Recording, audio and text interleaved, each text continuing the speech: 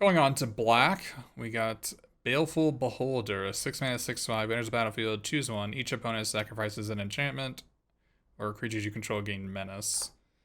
Each opponent, like a black enchantment removal is nice that you can main deck because there are a lot of pretty unbeatable enchantments. For instance, let's consider Paladin class, which I still think is probably a 10. And then there's also like Wizards class.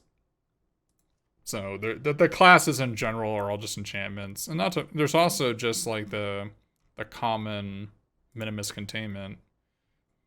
So I think this card's probably fine to play. It's also just a giant creature. It's like bigger than any creature I've seen in the set so far. I don't think it's, and I don't know how often you're going to be doing Fear Ray, but the fact that it owns your opponent's enchantment, I think is actually going to be pretty awesome. I think every deck's going to have an enchantment in them. A good enchantment that you're going to want to kill. It is sad that they have creature type Beholder instead of Eye, considering Eye is already a supported creature type in the game. Yeah. Oh yeah, blue has two different claustrophobia effects, you're right. So there's Evil Eye of Ornsby Gore, which talks about non-eye creatures you control can't attack. There's also Evil Eye of Urborg, non-eye creatures you control can't attack. It is very sad. It is very sad that the eyes in the Beholder don't see eye to eye. I think that's a flavor fail. Why can't it be a Beholder eye? Gotta stay with D&D branding, yeah. I think this is a 6. I think you're probably gonna play the first one, probably not the second one. Clattering Skeletons. Whenever Clattering Skeletons dies, venture into the dungeon. This card seems great. It's a good stat line. 4 cost 4/3. That doesn't have 2 pips, right? It only costs 1 black. It's a good stat line. Supported creature type in the set too. Skeletons are a supported creature type. There's several skeleton buff cards. This card seems good. I like it. Deadly Dispute. As an additional cost to cast a spell, sacrifice an artifact or creature, draw 2 cards, and create a treasure token. This is like a stripped upgrade on a card, right? Yeah, this is a strictly better Alter's Reap. Huh. There was a strictly better Alter's Reap already, right? That you can there was a card in the past that would just sacrifice an artifact or a creature, draw 2, right? No, not Village Rites. Not Village Rites. I think in Ixalan there was this type of card, but it didn't make a treasure. It was Costly Plunder. You're right. Good call. Yeah. As an additional cost, sacrifice an artifact or creature. It's a strictly better Costly Plunder. Yeah, it's very strictly better than that. It also makes a treasure. I think this card's good.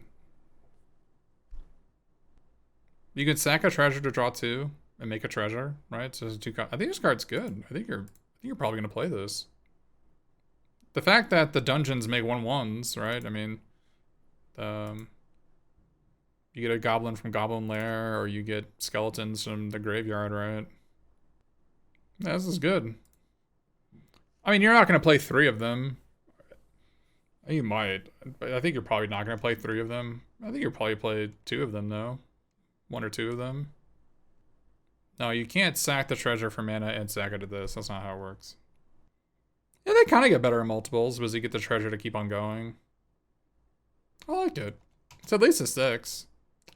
I generally don't like playing Village Rites type cards, but creating a treasure kind of sells me on it. Yeah, as you do it in response to your opponent's removal spell, it's actually good, because if you do it in response to like Grim Bounty, they don't even get a treasure token, and you do. Because the spell is countered, so they don't get the treasure token. And with blue having 2 different charmed sleeps, right? Like blue has this and white has the minimus containment. Even if you don't have 2 mana open on your opponent's turn, you can wait until your turn to do it.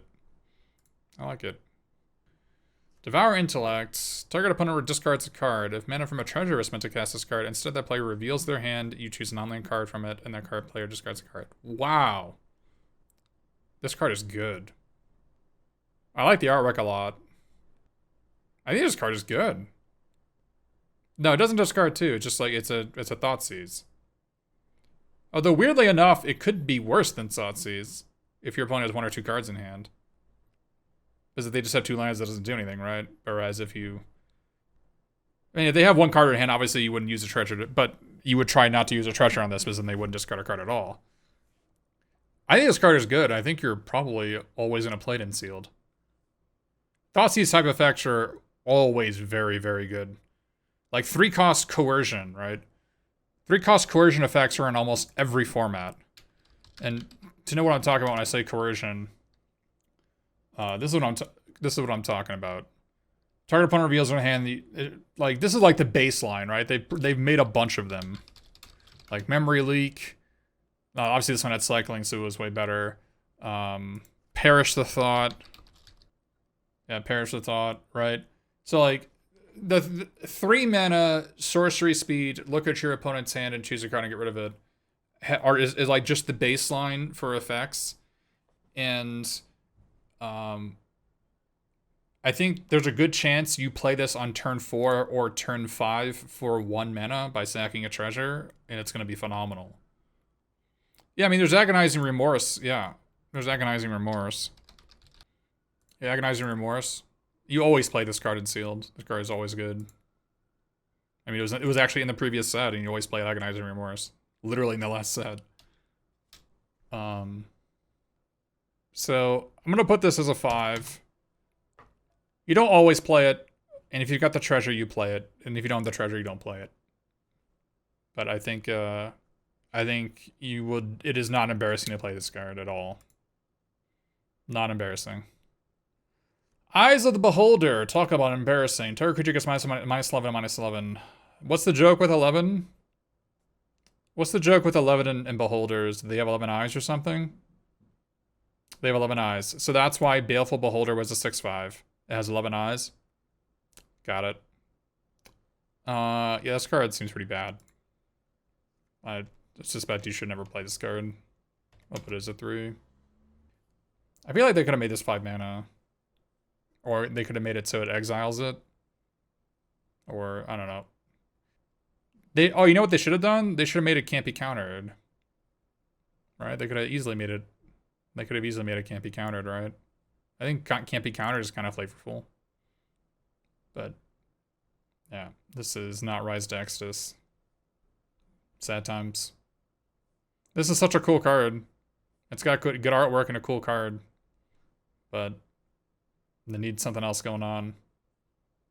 Yeah, can't be countered is 100% lore justified. Yeah, I feel like this is just missing a line of text, like some sort of flavor text.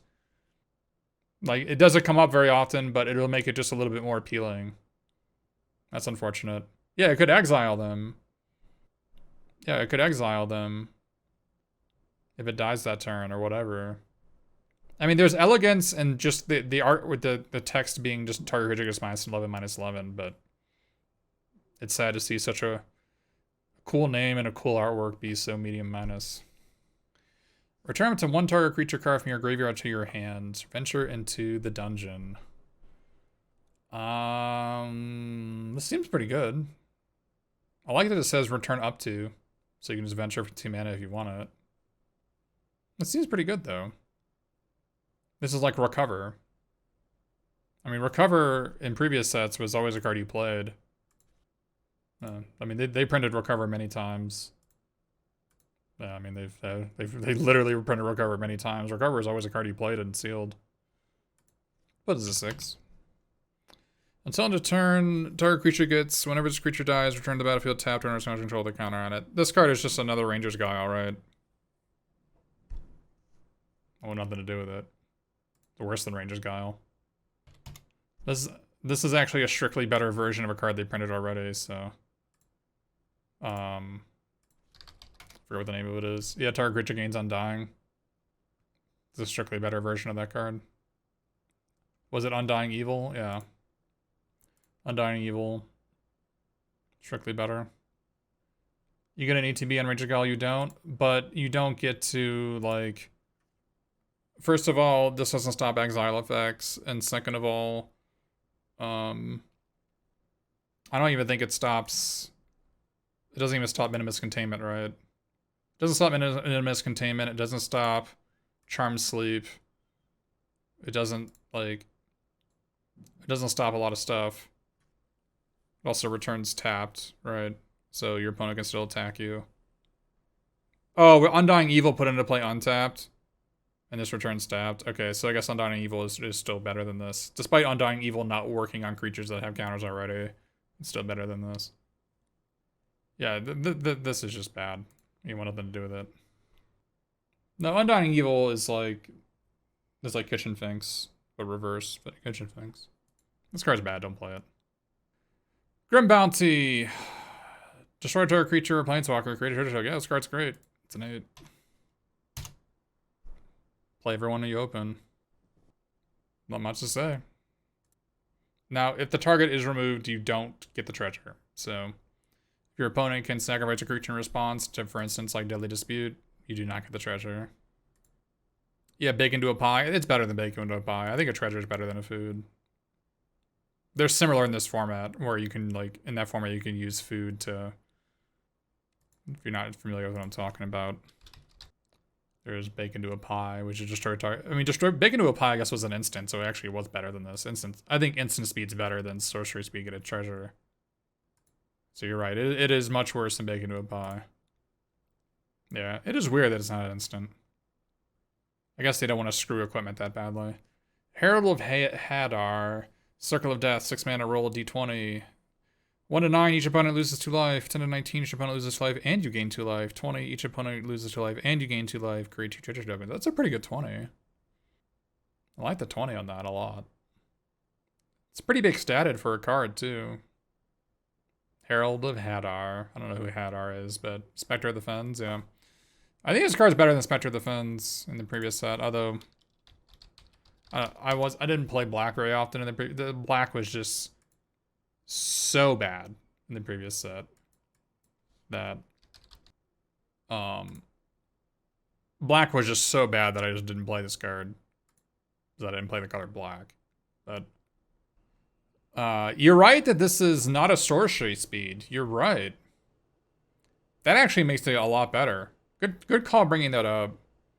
Most of the time these are sorceries. This is not. Right? I guess the blue one isn't either, is it? No, this isn't a sorcery either. Maybe I'm wrong. I like it. Oh, yeah, all venturing is sorcery speed. Yeah. Yeah, all venturing is sorcery speed. Except for the remove soul, which is, who cares? It's on your opponent's turn in response to a creature. I think you're probably gonna play the first copy of this. I like this. This fellow ends the game pretty fast. I like having a mana sink. He's probably a 5. I think this fellow is worse than a 5 cost 4/5. Unless you have a die roll payoff. Gonna be awkward there if you kill your opponent, kill yourself with this. It says each opponent loses 2 life, and then each opponent loses 2 life, and you gain 2 life, right? You can't kill yourself with this. Hired Hexblade enters the battlefield. If mana from a treasure is spent to cast it, you draw a card and lose 2 life. I like this card. I think 2 cost 2/2s are really important in this format. There's a lot of 2 cost 3/1s, and there's a lot of on-hit 3-drops, like Soul Knife Spy.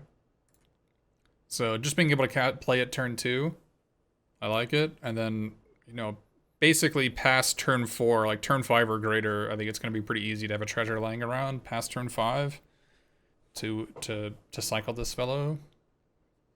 I like it. It's either a 5 or a 6. It might be better than Herald of Hadar.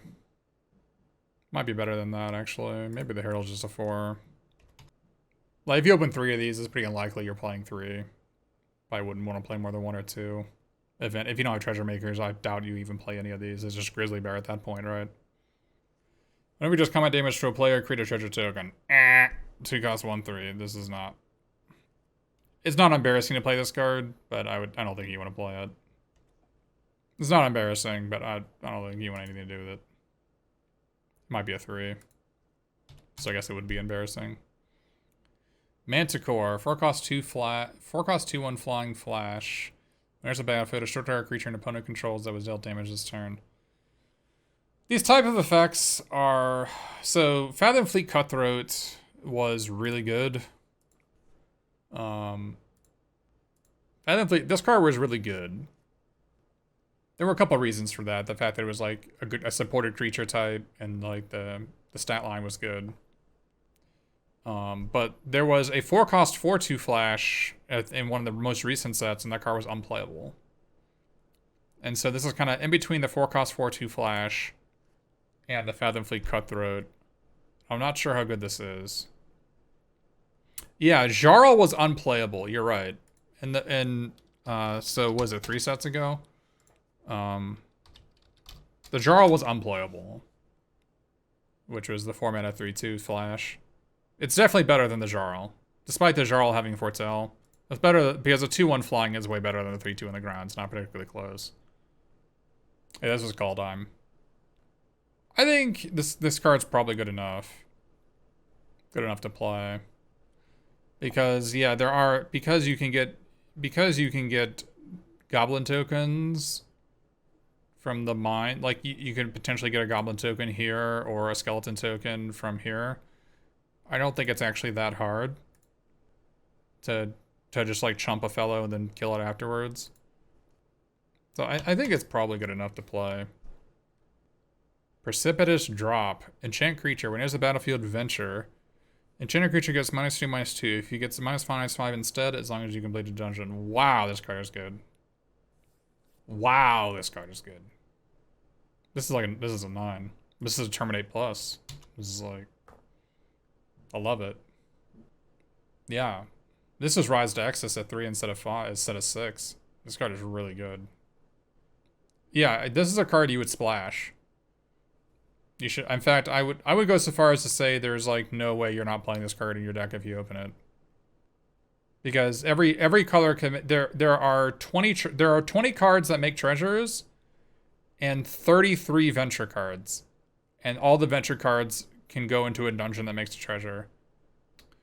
So you're always gonna play this card, and yeah, it's great. It's fantastic. Is this what qualifies as a 9 now? I mean, it's a 2-for-1 removal spell. That's easy to splash. That's kind of the definition of a 9. Well, a 10 is for cards that like single-handedly winning the game and aren't just answered by like. It's almost unworthy. No, it's not powerful enough for that to be the case. If there was like Auramancer, if Auramancer was. Let me get rid of Jarl here. If Auramancer was in the set, then this might be a 10, right? If this fellow was in the set, it's not Stab Wound. Stab Wound was a 10. Yeah, you're right. This was a 10.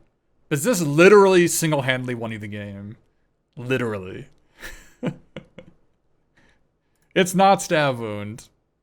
I don't know if you ever had the pleasure of playing in the format with Stab Wound. But, it was a pleasure. It was a pleasure playing with that one. Stab Wound was a literal 10. So, this is worse than Stab Wound, but... Yeah, there were a lot of... in that format, there was a class of creatures that couldn't block. So you Stab Wound them. They were like 3-mana 4/3s that couldn't block, and you just Stab Wound them and they lose, right? Or there was also a bunch of 2/3s and 0/4s. There's a bunch of 0/4 walls and a bunch of 2/3s in that format, so it's so easy to win. You just Stab Wound their 0/4, and yeah. But that's not what Precipitous Drop does. It doesn't kill your opponent. It just draws a quarter of a card, draws half a card. Auramancer's in the set? I don't think so. I mean, you can go find it. You can find it with this. Not this, but Moonblessed Cleric. You can go find it. Which makes it good, but it's not. Doesn't return it to your hand. Sepulture Ghoul. Sacrifice another creature. It gets +2/+2 until its turn. Activate only once each turn. This card's a little bit better than it looks because there's actually a couple of cards in this set, like Grim Bounty.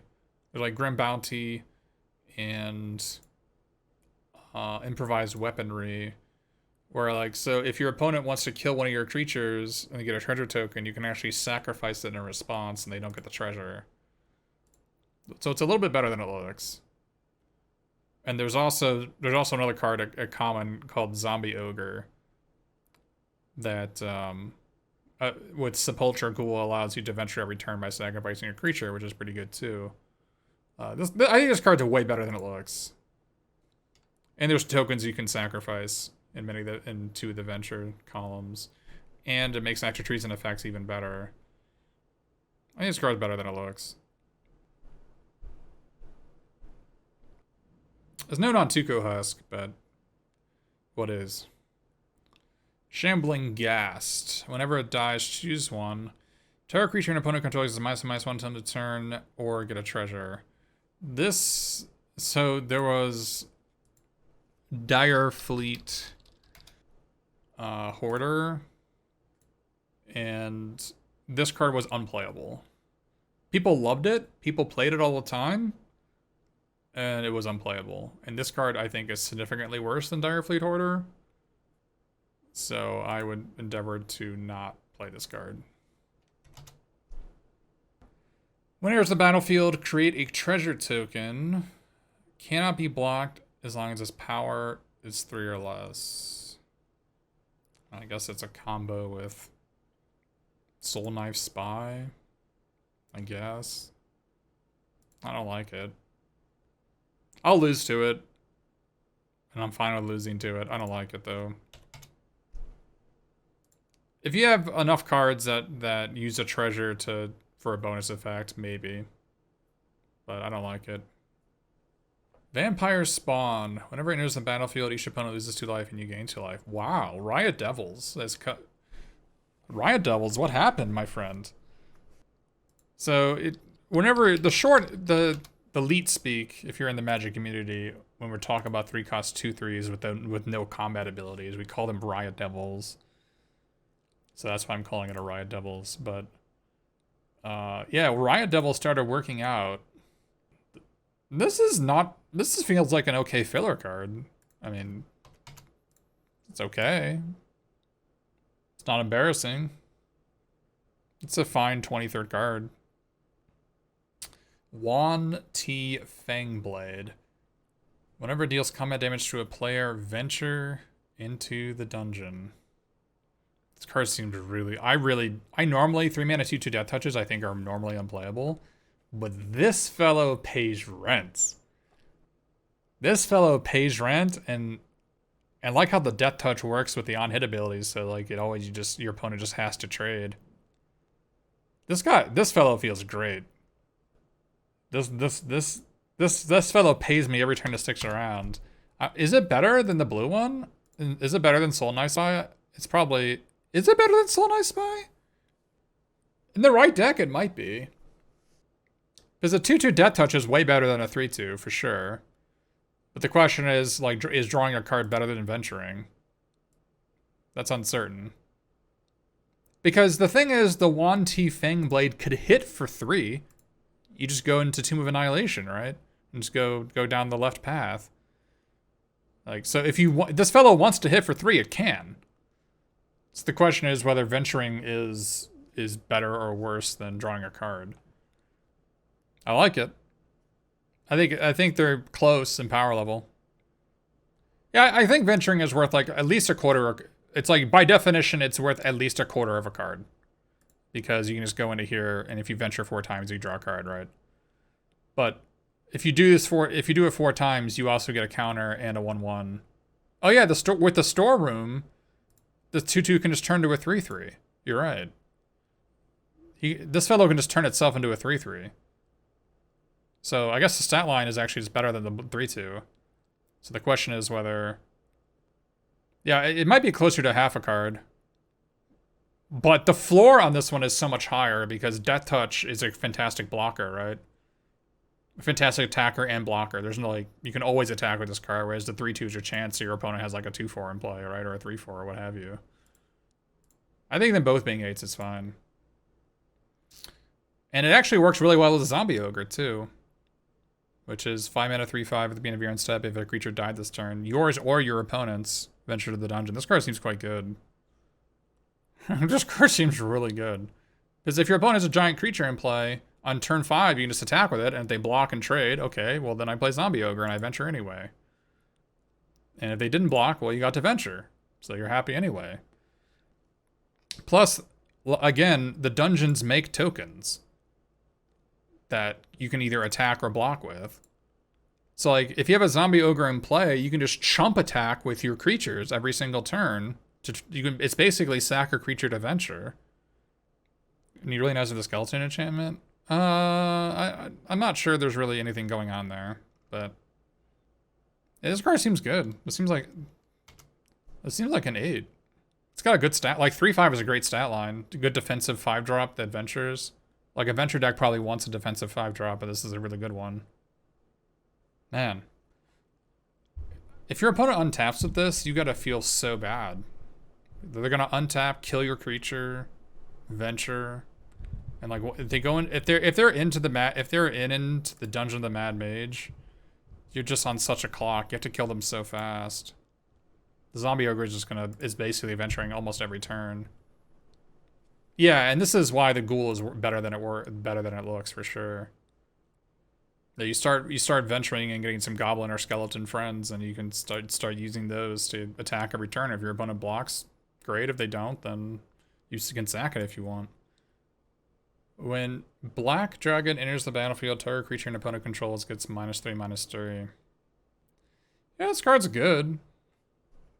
It costs 7 mana, which is a lot. But it's good. Or you're always going to play it. It's decent, because Black seems to have a lot of ways to make treasure, right? So, I think the fact that it costs 6 makes me believe that it's... what was the name of that 6 mana 3/2 that gave -1/-1 for every black pip you had? Like, this feels way better than that, and that card was like a playable common. I forget what the name of it is. Catoblepus, is that what it was? Yeah, Blight Breath Catoblepus. This card was good. And I think that dragon is way better than this fellow. Or drawn as Silencer, yeah. What was the Silencer? Oh yeah, way better than drawn as Silencer. Yeah. I think 7 mana is like 6 in this format with treasure involved. Check for traps. Reveals their hand. If you may choose an online card from it, exile it. If an instant if an instant card or a card with flash is exiled this way, they lose 1 life. Otherwise, you lose 1 life. Okay, sure. So it's Agonize and Remorse, except sometimes they lose the life. Yeah, this card's great. And I also like that the trap cards were instants, right? All the trap cards were instants from Zendikar, so it does own traps specifically. Or most of the traps were instants, right? If not all of them. I think all of them might have been. Not much to say, I think you're always gonna play that card. Skeletons, vampires, and zombies you control get +1/+1. At the beginning of your end step, if a creature died this turn, yours or your opponent's, you may pay 1. If you do, create a 1/1 black skeleton creature token, which is also a 2/2 because of Lord ability. This card's good. It's great. I'm always going to play it. If you're black, anyway. And this is the skeleton lord I was talking about, so like the skeleton creature type is actually pretty well... Not only does it have skeletons here, but the dungeon also makes a pair of 1/1 skeletons in the graveyard. So this fellow can really get there. Demogorgon's Clutches. Target opponent discards 2 cards, mills 2 cards, and loses 2 life. Wow. Now wait a minute. This is worse than the one before. What was the name of it? Yeah, I can scroll on the sheet. The one where you gain 1 and they lose 1 and you scry 1, it was this one, Mind Drain? Yeah, it's worse than Mind Drain. I think despite this only milling 1 card, I think them losing 1 and you gaining 1 is better than them losing 2. I'm surprised they didn't put Heartless Pillage in this set. I guess it has Raid, but they could have just removed Raid. Yeah, but Mind Drain. Mind Drain's the card. It's worse than Mind Drain. But I think that means the more people are going to be playing it. Demigorgon's... I think a lot of people are going to be playing it now. And there's a lot of burn in this set. A lot of incidental burn in black, which is kind of cool. Mono black Lightning. Yeah. Well, the thing with Blighting is that it kills Planeswalkers. So it was like a 3-for-1. This doesn't hit Planeswalkers, but... I don't think it's ever going to be embarrassing to play this card. Is it better than Check for Traps? Is it better than Check for Traps? It's a good question. I don't think it is. I think I'd rather specifically take a card on turn 2. Because 3 mana is a lot to play for something that doesn't affect the board. I think they're close. I think they're both either a 6 or a 7. But in sealed, I'm gonna get owned by Demigorgon's Clutches so badly in sealed. It's been refreshing trying to playing a format that didn't have a Mind Rot, but there is a Mind Rot. Mind Rot's like the baseline, which is just 3 mana discard 2 cards. It's like a effect that's in almost every set, and it always just gets you. Always just gets you. Drider, 5 cost, 4/3 reach. Whenever deals combat damage to a player, create a 2/1 black spider creature dragon with menace and reach. Wow, this fellow pays rent. Good stat line. Reach with black. I like it. I like what I see. I think you're always going to play this fellow. It's either a 7 or an 8 to me. Maybe it's just a 7 just because it just trades with the 3/2, right? Obviously, you're not going to attack if they have a 3/2, but... Cool card, though. Well, the problem is his job doesn't pay well, so you don't get rent from Drider very often because it doesn't pay well. It trades down too often is the issue. It trades with everything that costs 4, 3, or 2. There's a bunch of 2 mana 3/1s, right? This actually may be closer to a 5. This is probably closer to a 5. I think it's just the 3 toughness. It would be so much better as a 3/4 than a 4/3. The fact that it's a 4/3, I think it just trades down too often. Dungeon Crawler enters the battlefield tapped. Whenever you complete a dungeon, you may return it from the graveyard to your hand. What a lame complete dungeon effect. If it got +1/+1, like if it had +1/+1 if you completed a dungeon, it'd be way better. But I don't think I want anything to do with this card. Yeah, and it also goes to your hand and not to play, right?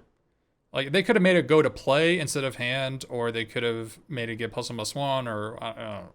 Just so boring. For an uncommon, too. Yuck. Grim Wanderer, Flash. Casts a spell only if a creature died this turn. This card seems pretty good. It doesn't come into play tapped, either. This seems pretty good.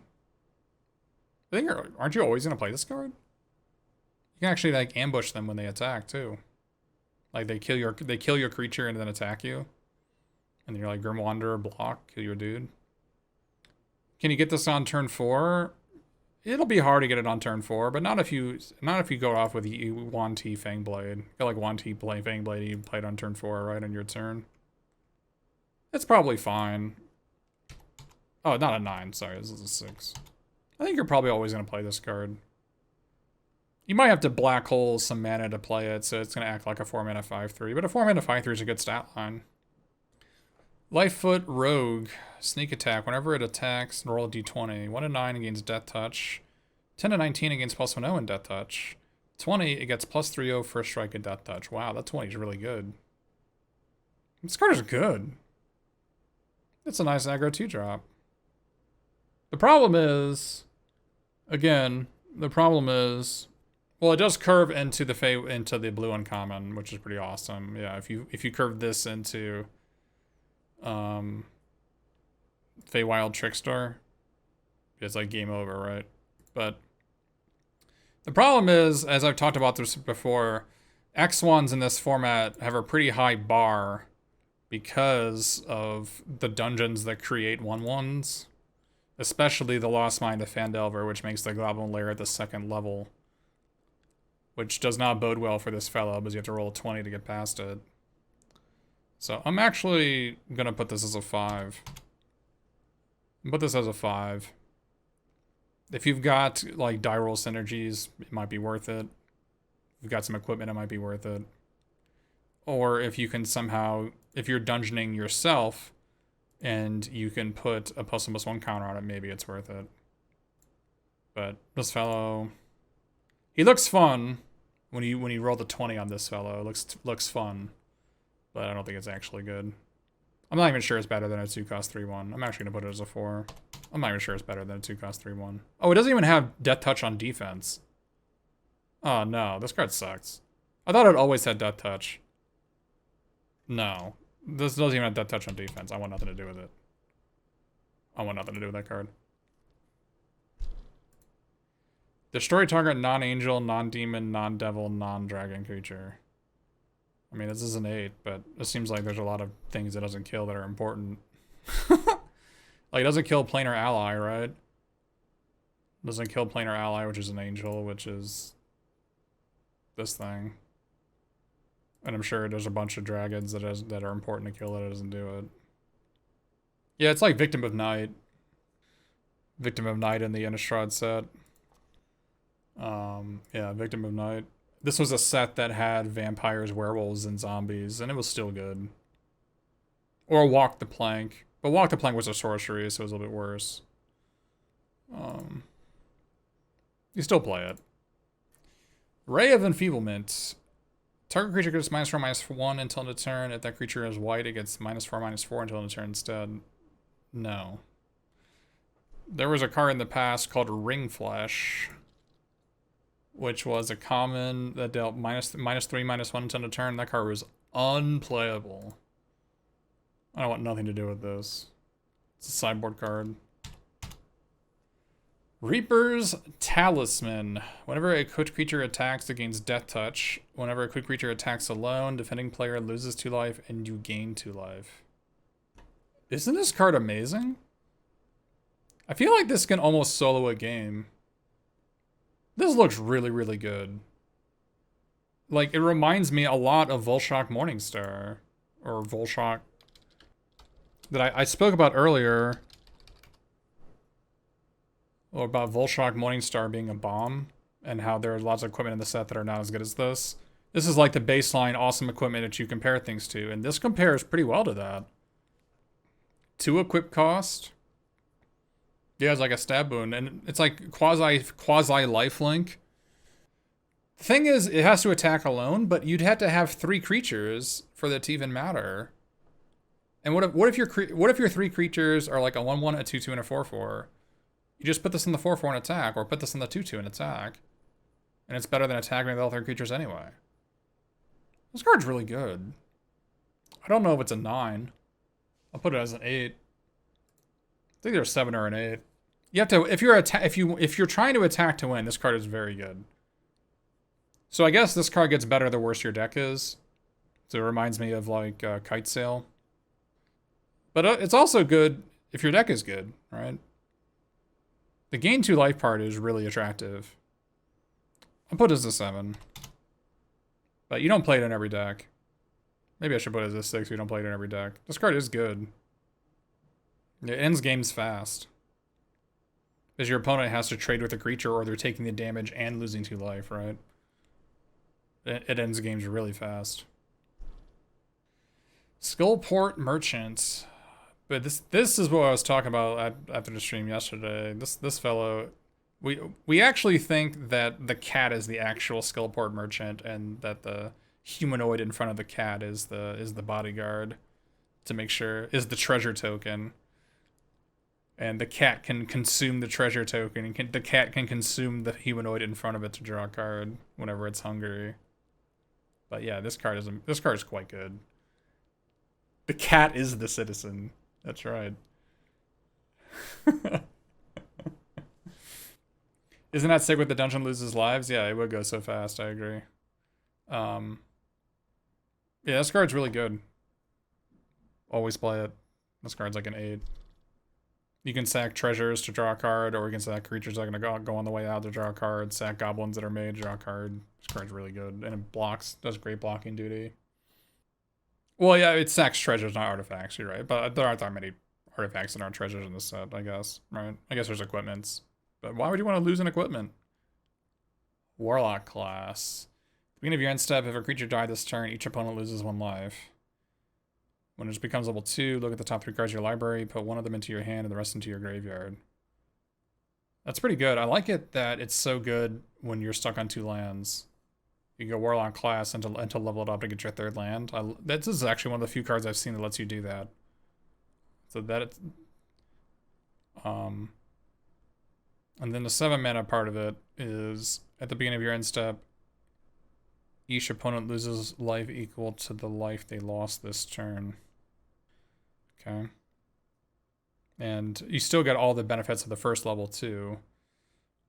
So like if you attack with a pair of 2/2s and they block one of them, then they lose 2 life, and then they lose another life because of the first ability, and then they lose 3 more from the level 3 ability.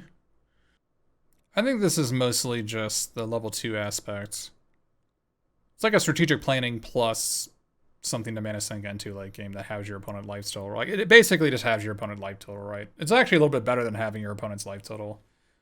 It's like having your opponent's life total -2 because of the first ability, right? And that's somewhat attractive. I mean, if you're... The thing is, the last level of this ability actually works pretty well with the Tomb of Annihilation.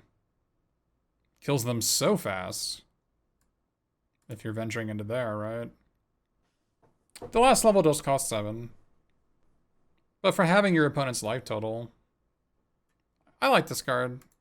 I think you're always going to play it just because of the second ability. Like, it's a strategic planning where your opponent loses like 3 or 4 life. And then that has the ability to... have your opponent's life total late game. I like it. It's not as good as Wizard's class. It's not as good as, like... It's not better than Wizard's class, for sure. Yeah, I can imagine if you have, like... If you have some flyers in black and you have some treasures lying around, this can happen turn 6. Right? Turn 5 or turn 6. Just have their life total. I like it.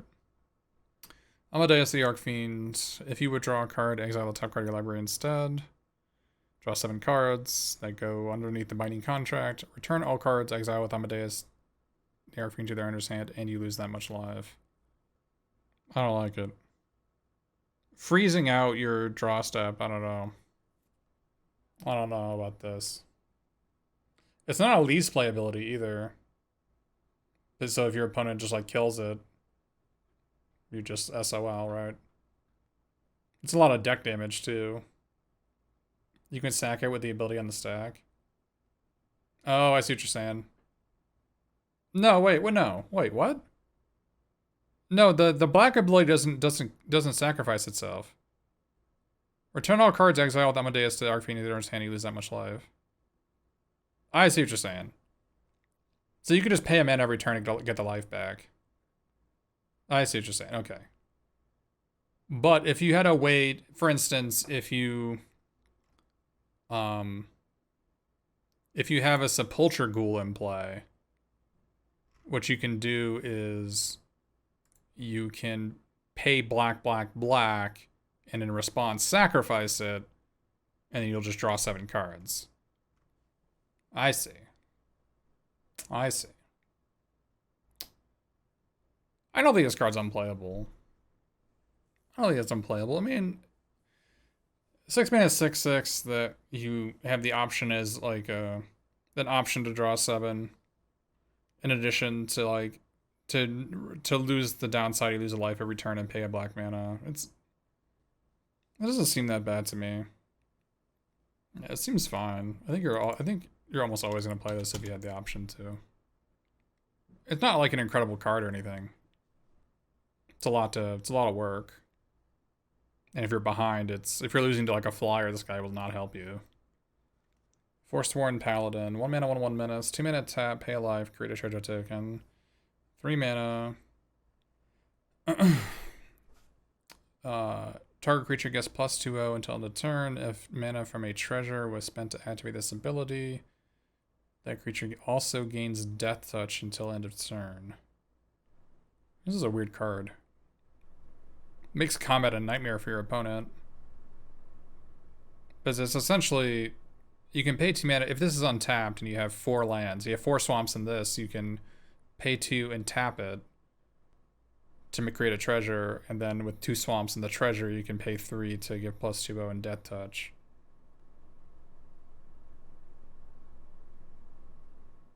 It's a weird card. The pay 1 life create a treasure token is really strong though. Yeah, Gilded Goose. Yeah, the black Gilded Goose. Yeah, you're right. It's a weird card. I have to play. I mean, I don't know if this card's good. Feels like it probably is. I think even if it didn't have the 3 mana ability, it would be good. Yeah, you can pump any creature, not just itself. Yeah. This card seems good. It's also a 1-drop. It's also an aggro 1-drop. It has menace, right? How many people played the frog in the previous set? It's just a 1/1 menace all the time. Yeah, it's a 1/1 menace and not completely trash for late game, yeah. When a Gelatinous Cube enters the battlefield, exile target non-used creature an opponent controls until it leaves the battlefield, and then dissolve X black, put target creature card with mana value X, exiled with Gelatinous Cube into. Okay, so it's like a Banisher Priest that you can get rid of it by paying a bunch of mana. Yeah, Filth, right. Exactly. That's what I was saying on Forsworn Paladin. If you're talking about this previous card. If it had either one of the abilities, it would be a playable card. If it had either the treasure making ability or the 3 mana pump ability, it's a playable card. But it has both. So it actually seems quite good. But yeah, Gelatinous Cube. Exile target non-ooze. I like that it's non-ooze. This card's good. Obviously, it's just a Necrotal that your opponent has a turn to buy out of, right? Yeah, it's good. Sphere of Annihilation enters the battlefield with X void counters on it. This is the only sweeper in the format, by the way. At the beginning of your upkeep, exile Sphere of Annihilation all creatures and planeswalkers with mana value less than or equal to the number of void counters on it, and all creatures and planeswalker cards in graveyards with less than or equal to the number of void counters. Okay, so you pay 5 mana, so it's 4 colorless and 1 black. You put Sphere of Annihilation to play with 4 counters on it. On the beginning of your next upkeep, you exile all creatures with planeswalkers with mana value 4 or less in graveyards and in play. So it's like a suspend 1 Wrath. Not like Pernicious Deep, but it doesn't hit artifacts or enchantments, so that's pretty bad. If it hit artifacts or enchantments, it'd actually be way better, because if it could hit the equipments. But I don't think this card is good. Pretty unlikely that you want to play it. So if you're behind and you cast Sphere of Annihilation, your opponent's just going to Alpha Strike you, right? And you're just gonna be on the other side of the Sphere of Annihilation with a way lower life total, like between 8 to 12 less life than your opponent, because you would only play this card if you were behind. And when you played this card when you were behind, your opponent got an Alpha Strike off on you in the previous turn, because it has to spend 1, basically. Unless, of course, you have like a 6-cost 6/6, and you just play Sphere of Annihilation for 5, right? Then you get to keep your 6/6.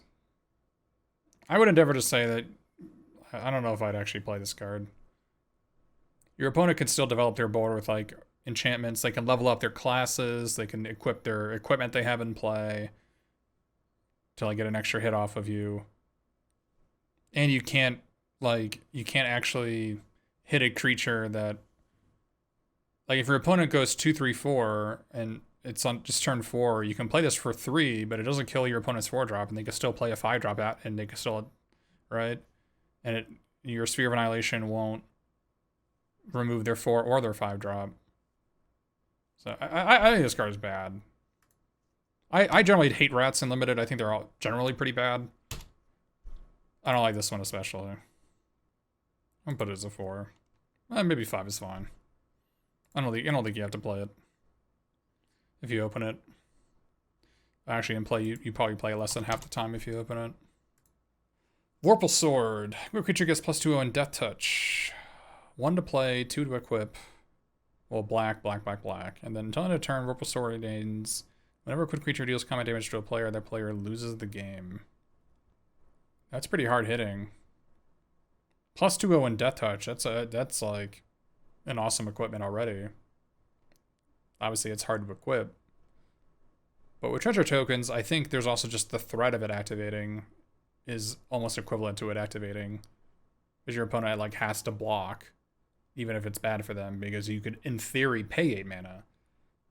So just the ability to activate it is just as good as being able to activate it. Yeah, this card's really good. This feels like a 9 to me. Assuming you're trying to attack to win, this card's quite good. If you're not trying to attack anyone, it doesn't do anything. Yeah, there is double strikers in the format. You know, a lot of first striking and double striking. Westgate Regent, 5 cost 4/4 flyer, ward, discard a card. So your opponent has to discard a card to target this. Whenever Westgate Regent deals combat damage to a player, put that many counters on it? What? So I attack with this, I hit them, it's an 8/8? I attack again, it's a 16/16? It's at least a 9. What the hell? And your opponent always has to 1 for 2 themselves to kill it, at least. Unless they try to block it down. Wow. This card's good. What a bizarre ability. Yeah, it's like a Hydra. It's like a doubling green Hydra. Why is it a black flying? It's an air elemental baseline. Okay. Enters the battlefield tapped. 2 cost 3/2. Whenever a creature dealt damage by white this turn dies, create a 2/2 black zombie creature token and exile that card. So first of all, I think it's weird that this is not a replacement effect, right? So for instance, if you attack with white and I block with clattering skeletons, I still get to venture, right? Because it's not a replacement effect, it doesn't exile it. Which I think is super weird. Maybe it's not that flavorful. So you still get least play abilities off the life drain. But the big joke with white is there's a bunch of green fight effects. Alright? That's the joke. Because if you fight with white, then you'll get the black tokens. You'll get the black tokens afterwards. This card's obviously great. I mean, you're just always gonna play it. It's most likely gonna be like baseline to me is like a 2-mana 3/2. Then when it dies, make it 2/2, which is a pretty awesome baseline. Can't block the turn you play it. It's like a super Doom Traveler. White is black, get a card named White. Good one. When Alstorak the Archlet enters the battlefield, if you haven't completed a Tomb of Annihilation, return it to your owner's hand and venture into the dungeon. Whenever it attacks, for each opponent, you create a 2/2 black zombie creature token unless that player sacrifices a token. Okay, so if you have completed the Tomb of Annihilation, you get to attack and make a 2/2. 3 mana 5/5, and whenever it attacks, you make a 2/2. But what I actually think this card secretly is, it's that it's just 3 mana Venture the Dungeon. That's all it really is.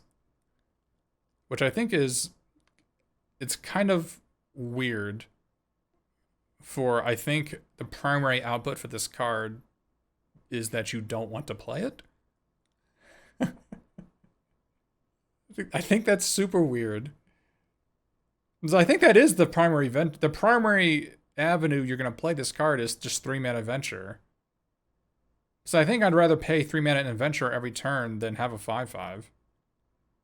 That's so weird to me. Yeah, I'll just not go into the tomb. I'll just keep on venturing into other places. It's like you have a phone and you keep on dialing up the Archlich. Like, hey man, I'm gonna come over. He's like, oh cool, I'm gonna set things up, and then you just don't show up. And he keeps on falling for the same trick every single day. Yeah, I'm gonna come over today, man, for sure. I'm gonna open up some time on my schedule. No. Very lonely in the Tomb of Annihilation. Nobody wants to visit him. He has all these party favors. All these 2/2 zombies just lined up. Everybody can take one home. But no, nobody wants to help. Nobody wants to visit him in his humble abode.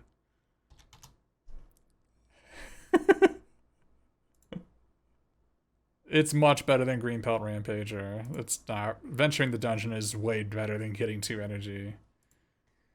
Alright, 4 mana flash fly 2 flyer. I think it's a 9. It does win the game almost on its own, doesn't it? Yeah, you just keeps calling saying you're gonna go out adventuring. You just assume that's to his dungeon. Nope. Evan Death Draco Lich. Here's a battlefield tapped. Flash falling 4 mana 5/2 flyer. When you may cast it from your graveyard if a creature not named Ebon Death Draco Lich died this turn. Yeah, this card's like. Is this card like a 10 or? Oh wait, okay, wait a minute. Let me think. You have a 2/2. You have a 2/2 and I have an untapped Ebon Death. I block. End of turn, can I just play this? It says you may cast Ebon Death Draco Lich from the graveyard if a creature not named died this turn. So even though this died this turn, another creature not named it died, so I can still play it. Okay, yeah. And this Ebon Death Draco Lich, you can't even put him inside the Minimus containment. Right? Because he'll just he'll eat himself. Like, you put him inside a diamond, he's like, fine. He just eats himself. And he just pops right back out, like, I'm back! You got a claustrophobia unless you put him to sleep. Unless he's taking a nap, he's unstoppable. Huh. He just eats himself back into existence, yeah. This might be a 10. Yeah, he just Ebon Death, the Draco hot dog. He just eats himself. Alright, Loth Spider Queen. Whenever a creature you control dies, put a loyalty counter on this. Draw a card and lose 1 life. -3, create 2/2/1 black spider creature tokens with Menace and Reach. -8, you get an emblem with whenever an opponent is dealt damage by 1 or more creatures you control. If that player lost less than 8 life, they lose life equal to the difference. That's kind of a crappy -8. So, if you attack for 8, that the emblem does nothing? Is it Lolth? Lolth? Spider? Oh, look, I'll just call her the Spider Queen. Alright, you know what I'm talking about. Yeah, the -8's never happening. Works with Double Strike. Black doesn't get Double Strike. Who cares? It's a cool card. You're always going to play it. It's not as good as the other Planeswalker, though. Loth? Okay, it's Loth. There you go. I keep on looking at it thinking it's Lilith, but no, it's Loth. Loth? Okay. The card's fine. You're always going to play it. It's beatable, though. Oh, yeah, you're right. It doesn't work with Double Strike at all. I mean, it sort of does. If you attack with a 1/1 Double Strike and a 7/7, they'll take 15. So it does 8 damage, but who cares? You can just make spiders and attack when that does the same thing. The Book of Vile Darkness. The book. It's not Book of Vile Darkness, it's the book. At the beginning of your end step, if you lost 2 or more life this turn, create a 2/2 black zombie creature. Oh, how am I losing life on my end step? How'd that happen? Are there any black cards that do that? Oh, wait. If I go to the dungeon, I go to the Tomb of Annihilation.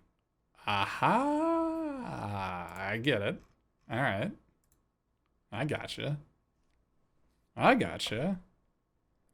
Exile a Book of Darkness and artifacts you control named Eye of Vecna and Hand of Vecna. Create a legendary 8/8. Okay, so exile 2 of the rares is not gonna happen. Haha! Okay, so this is essentially black, make a pair of 2/2s if you traverse the Tomb of Annihilation. This sucks.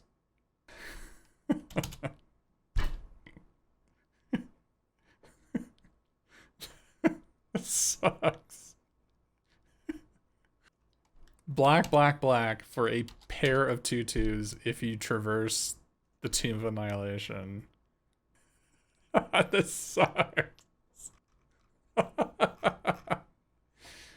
Alright. Works with Amadeus the Archfiend? Yeah, I suppose. You get an extra 2/2 after you draw 7 cards, and that's... Look, I'll just make it a 1. You don't even get Exodia if you have all the rares. Yeah, so black mythics are 10, 9, 9, and 1. Yeah. Seems right. He gets all the abilities of all the creatures that are exiled. Yeah, but who knows what those abilities are. So black overall. What do we got black overall? Black seems pretty medium minus outside of precipitous drop. Like, I don't know how you're winning with black if you're not venturing, basically. The only good black cards were the 3 venture cards. 4 venture cards, Clattering Skeletons too. Every other black card sucks. They have like a medium terminate. So if you're black, you have to venture. If you're not venturing, you're not playing black. Which is sort of disappointing, actually. It's sort of, yeah. Black cards are so medium. Yeah, the Sailor Means is good. The Skullport Shaman, yeah. The Skullport Merchant, I should say. This card's really amazing. It feels like black-white might be one of the best archetypes in Sealed. Just because the ventures are so strong. The black venture cards are so good. And if you pair it, like, I think venture cards get better the more you have, right? And you don't have to worry about the low power of the... You don't have to worry about low power on black cards because they have the Tomb of Annihilation to venture into. If you want to kill your opponent, it can be done. But if you're also playing like a blue-black control deck, you can dungeon into like Dungeon the Mad Mage. If you're just like, or a black-red Terminate deck. So that's actually kind of enticing. Is that you can actually just play a Terminate deck and just kill them with Dungeon the Mad Mage. Like this is your... Normally you have a problem when you're playing like a Terminate deck because you don't have card advantage and you just get run over by other... But you just get all your card advantage from going into the Dungeon of the Mad Mage, right? Yeah, it's just overflowing with Venture. And I just imagine getting blasted. This is what I imagine. I imagine my opponent opening a pool that has 3 precipitous drops and me just raging that my opponent's like... Because you know what one of the best cards in the previous format was? You know what one of the best cards in Strixhaven? Igneous Inspiration. And it's a common Igneous Inspiration. Right? Yeah. This might be the best common in the set, the Precipitous Drop. This looks like it. I find it hard to imagine there's gonna be a better common than this. But yeah, if you're not venturing in black, don't bother.